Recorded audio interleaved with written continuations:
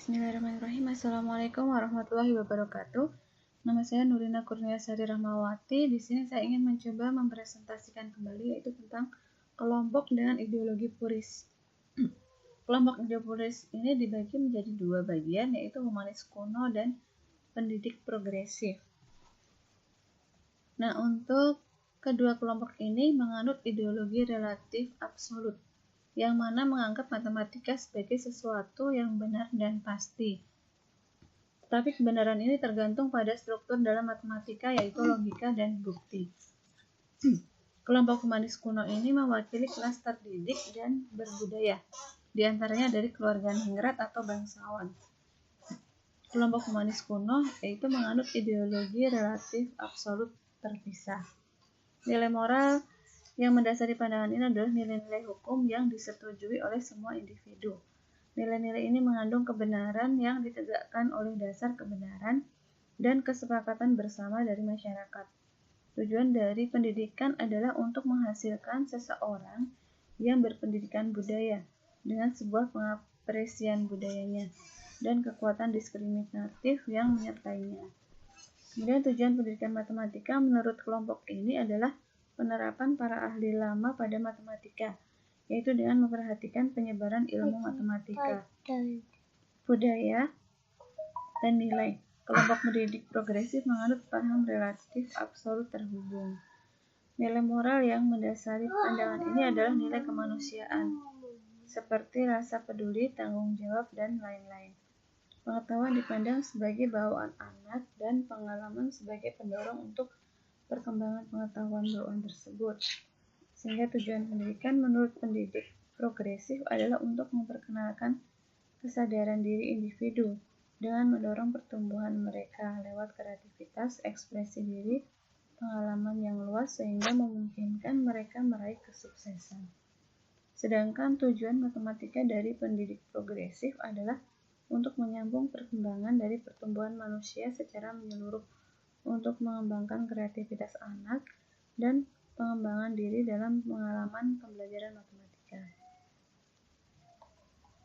Nah, aliran humanis lama atau humanis kuno itu dilihat dari ideologi absolut relativistik terpisah. Dilihat tentang kumpulan nilai moral.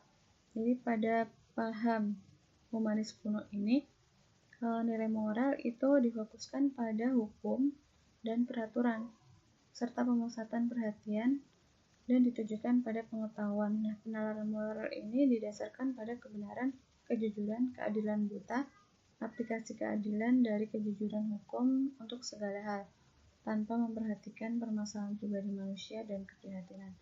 Jadi istilahnya kayak tanpa pandang bulu, tanpa pandang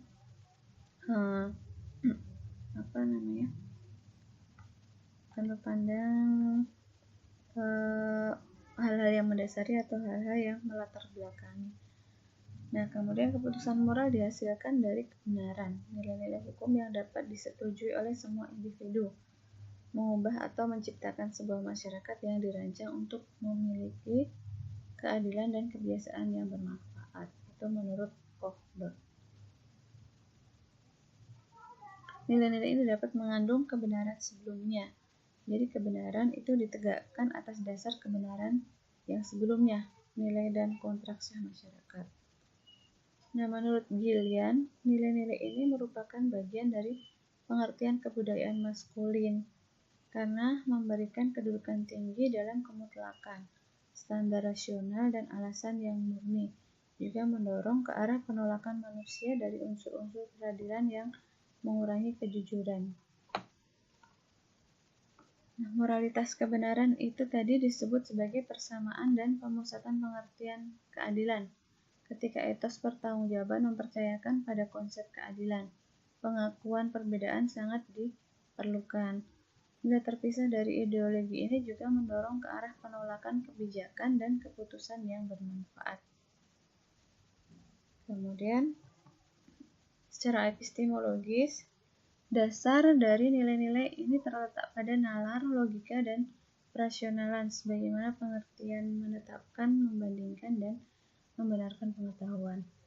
Nah, berdasarkan filsafat matematika, pemutlakan ideologi ini berarti bahwa matematika itu terlihat sebagai sebuah bagian ilmu pengetahuan objektif yang murni berdasarkan penalaran dan logika, jadi bukan sebuah karangan.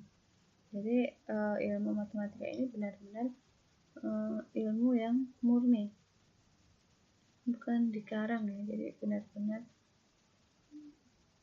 kalau menurut pandangan Plato itu ilmu matematika pada pemutlakan istilah yang sukar dipahami sebagai kemurnian, benar dan baik.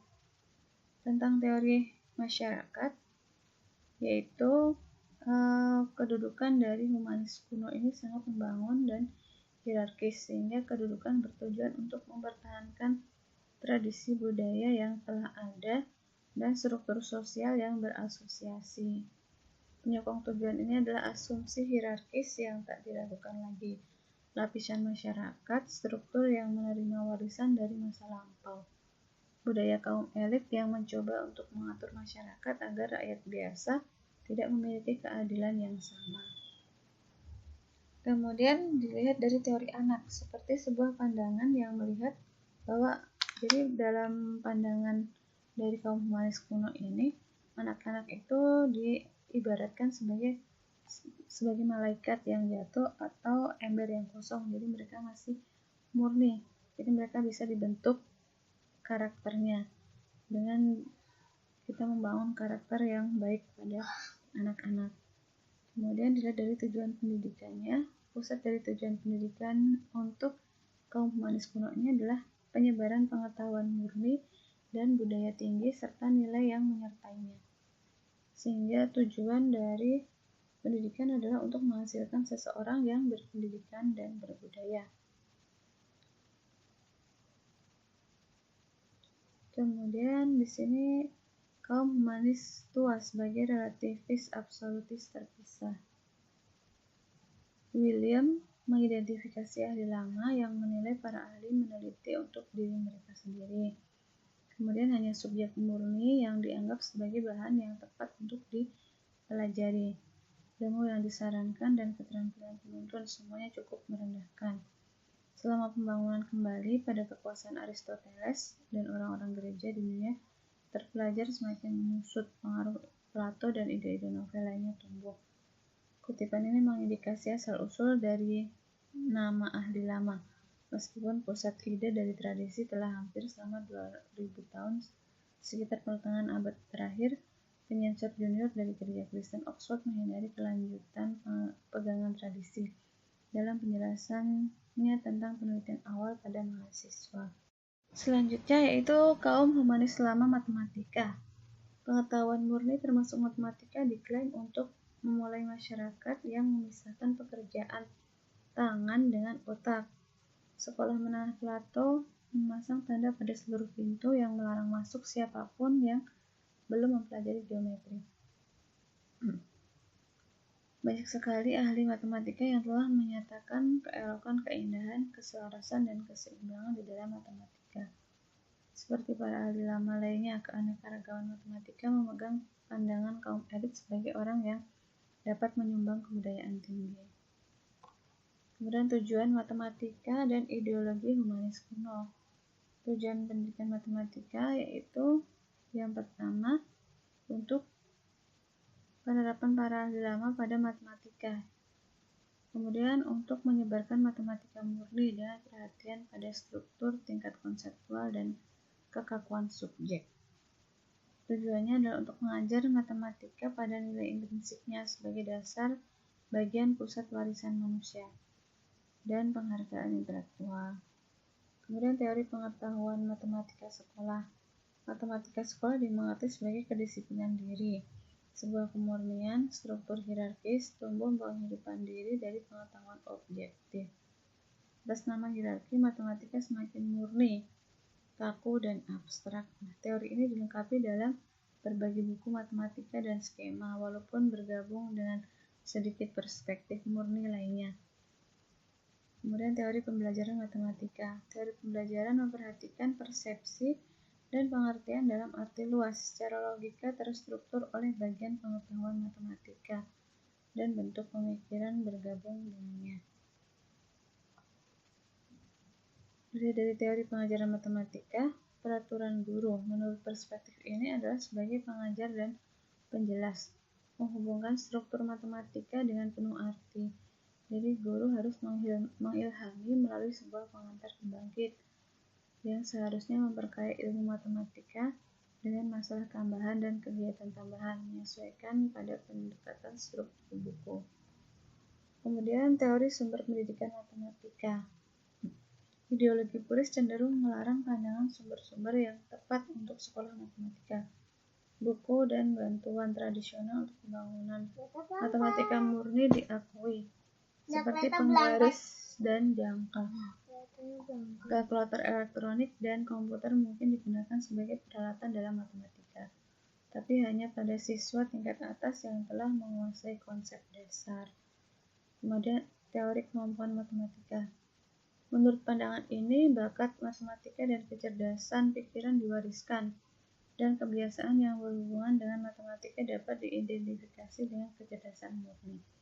Jadi pada pandangan menurut kaum humanis kuno ini, seorang anak itu mempunyai kecerdasan matematika yaitu dari gen ya, berdasarkan gen. Jadi dari orang tuanya, diturunkan dari orang tuanya yang cerdas. Itu jadi anak yang orang tuanya cerdas berarti dia bakat dalam matematika, seperti itu kurang lebihnya. Nah, untuk teori penilaian pendidikan matematika, menurut teori ini bentuk penilaian pendidikan matematika melibatkan sebuah jarak. Namun penilaian sumatif membutuhkan ujian tambahan. Nah, hal ini harus berdasarkan pada sebuah pandangan hierarki terhadap bahan subjek matematika dan pada sejumlah tingkat sesuai dengan kemampuan matematika. Teori perbedaan sosial dalam pendidikan matematika. Matematika itu dipandang sebagai kemurnian dan tidak berhubungan dengan permasalahan sosial, sehingga tidak ada ruang yang diizinkan untuk jalan perbedaan sosial.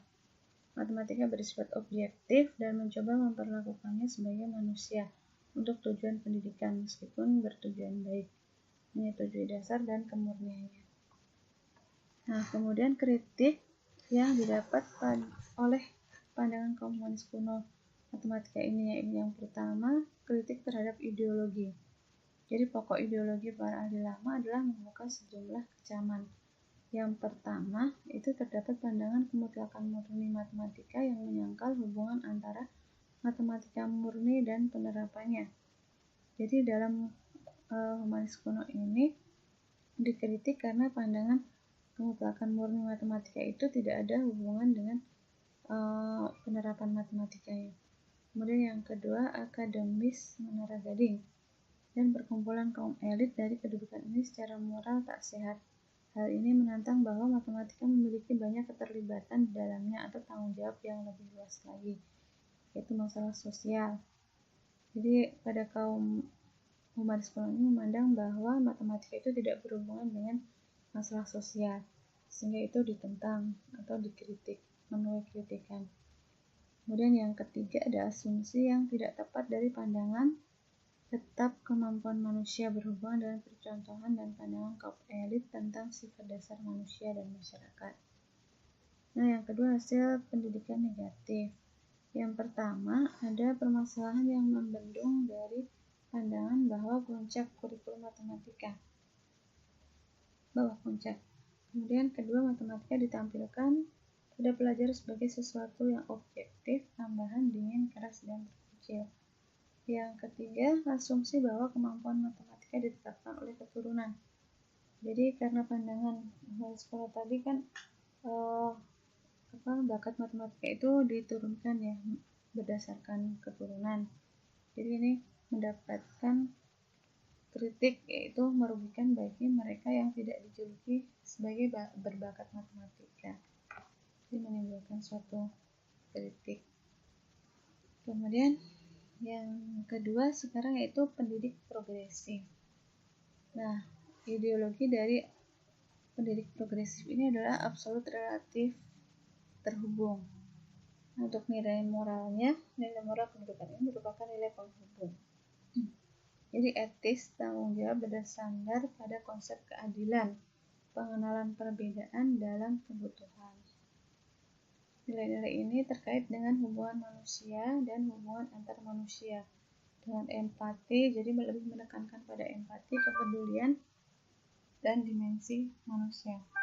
Perspektif yang terhubung sejajar dengan tradisi romantis pada kesenian dan pendidikan. Menilai ekspresi, jenis, perbedaan, pengalaman, dan cabang kebudayaan. Secara epistemologi, kedudukan ini adalah rasional, namun juga termasuk unsur pengalaman.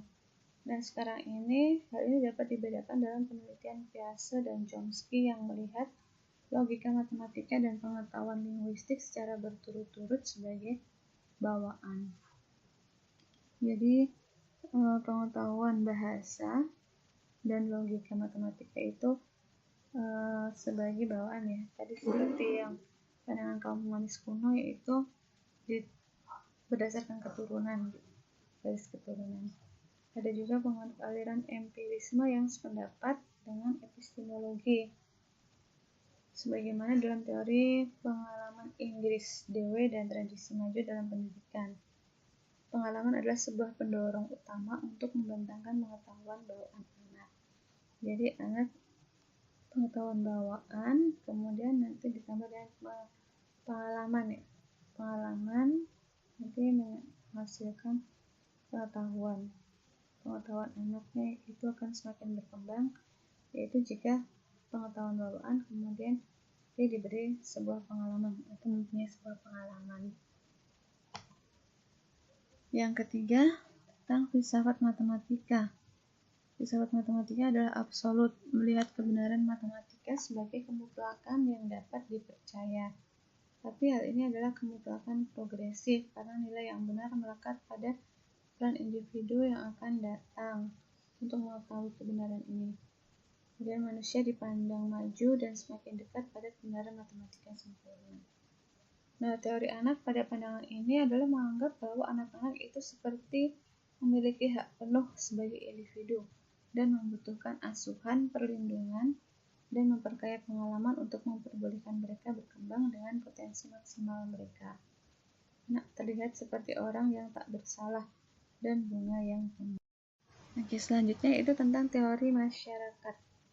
Fokus ideologi ini terletak pada individu, bukan pada acuan sosial lainnya, kecuali sebuah konteks untuk pengembangan individu. Secara ideal, masyarakat dipandang sebagai suatu lingkungan yang mendukung dan memelihara, tapi pada kenyataan penyakit sosial membutuhkan tanggapan kepedulian pada individu. Kemudian dari tujuan pendidikan. Menurut perspektif ini, tujuan manusia adalah perkembangan diri dan pemenuhan pribadi dari setiap individu dalam menjadi seorang manusia. Tujuan pendidikan adalah untuk memajukan realisasi diri individu dengan mendorong pertumbuhan mereka dalam kreativitas, ekspresi diri, dan pengalaman yang meliputi banyak hal, memungkinkan mereka untuk meraih kesuksesan. Kemudian yang kedua, tradisi progresif sebagai penghubung absolut relativistik. Nah, asal mula tradisi progresif, teori masa anak-anak yang melihat anak-anak itu sebagai orang yang tak berdosa dan sebuah bunga yang sedang tumbuh adalah bagian dari pemikiran tradisi progresif. Nah, akar dari tradisi ini bersandar pada epistemologi Plato. Plato menolak pernyataan bahwa semua dilahirkan dengan pengetahuan terpendam. Jadi, Plato tidak setuju dengan pandangan humanis kuno tadi yang menyatakan bahwa kemampuan matematika itu diturunkan. Jadi bakatnya itu diturunkan dari garis keturunan. Nah, dalam belajar itu menjadi disadari atau mengingat kembali bahwa yang bersandar, terpendam, dan terlupakan oleh kita. Kemudian teori-teori psikologis. Hal lain dalam tradisi progresif adalah teori psikologis perkembangan dari Herbart dan Freud hingga Piaget dan Brunner. Teori Piaget tentang perkembangan intelektual berfokus pada dua aspek utama terhadap pandangan progresif tentang masa anak-anak. Yang pertama, pemusatan pengalaman anak-anak, khususnya interaksi fisik dengan dunia.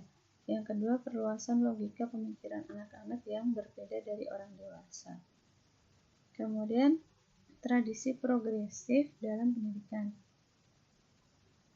Nah, dalam pendidikan, menurut pandangan progresif ini, proses pendidikan sebagai sesuatu yang aktif mencari tahu daripada penerimaan pengetahuan secara pasif. Jadi di sini siswa yang aktif untuk mencari tahu atau menemukan ilmunya sendiri. Dan Plowden menunjukkan pandangan bebas atau maju bahwa anak memiliki sebuah dasar yang berkembang dalam lingkungan yang tepat dan pengarahan diri, yaitu mencakup pengaturan diri dan penemuan merupakan bagian penting dari perkembangan ini.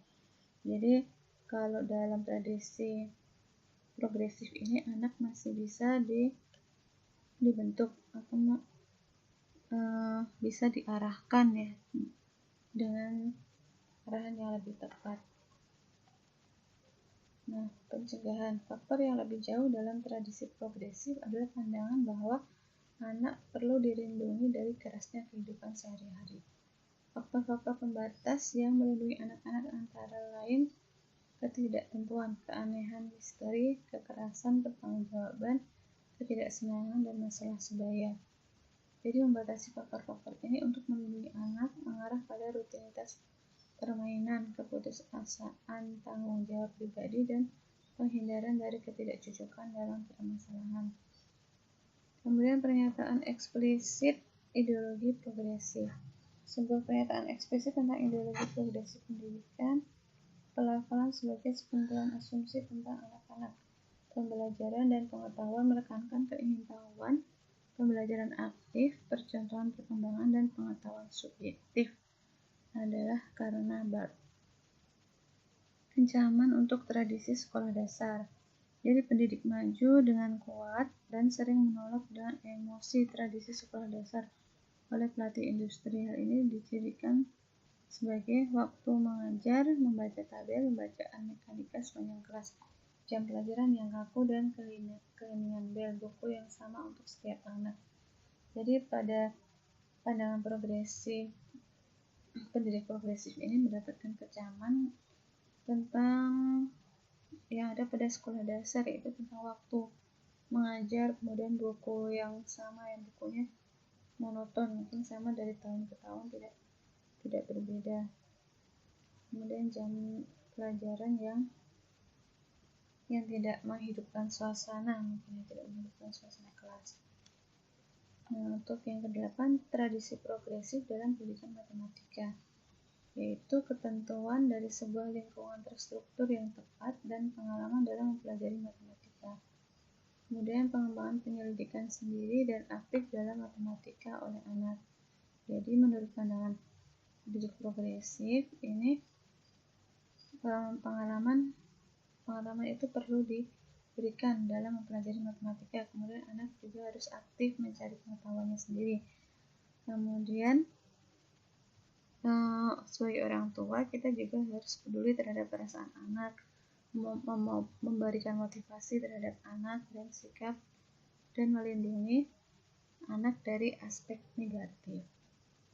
Untuk ideologi progresif di seluruh dunia, ideologi pendidik progresif dalam pendidikan matematika diwakilkan seluruh dunia dalam beberapa tempat seperti di benua Eropa, Amerika Utara, Australia, dan Amerika. Nah, sehingga di Amerika Serikat, Dewan Nasional Pengajar Matematika mengumumkan sebuah agenda untuk aksi yang menyatakan sebagai rekomendasi pertamanya, penyelesaian masalah mungkin fokus pada sebuah sekolah matematika di tahun 80-an. Kemudian yang keempat, ideologi pendidikan terhadap pendidik matematika progresif. Teori pengetahuan matematika sekolah menekankan ideologi ini menurut Marx adalah pada pengalaman, bukanlah kurikulum. Jadi pengalaman anak itu yang penting, tidak terlihat pada kurikulumnya.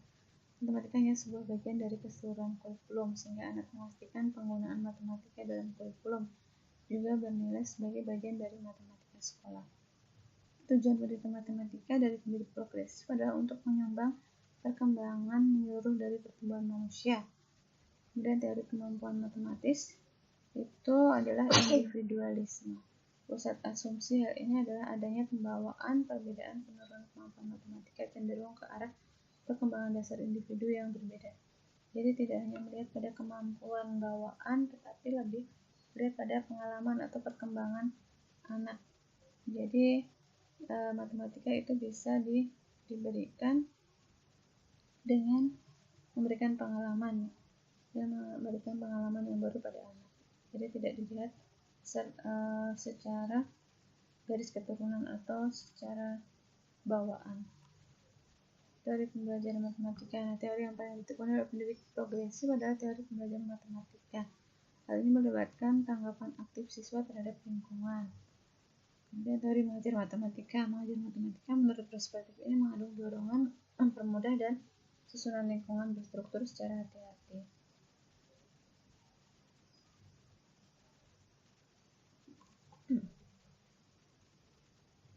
Kemudian teori sumber pendidikan matematika memainkan sebuah bagian pusat, karena pembelajaran dimengerti untuk melibatkan aktivitas sehingga ruang kelas harus adalah lingkungan yang kaya dengan peralatan.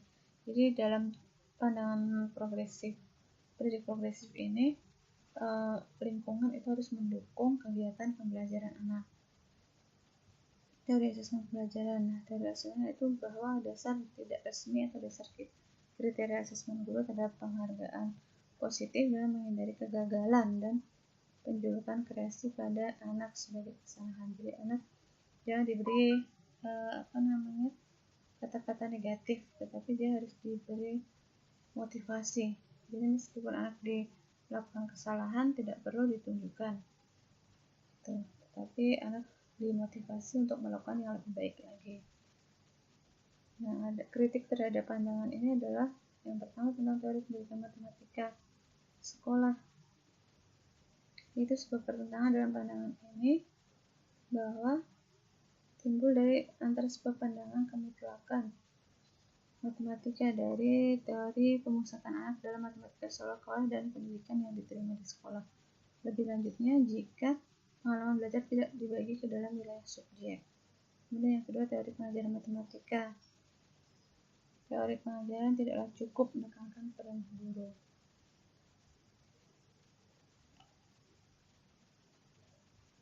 Oke, mungkin sekian dulu yang dapat saya sampaikan.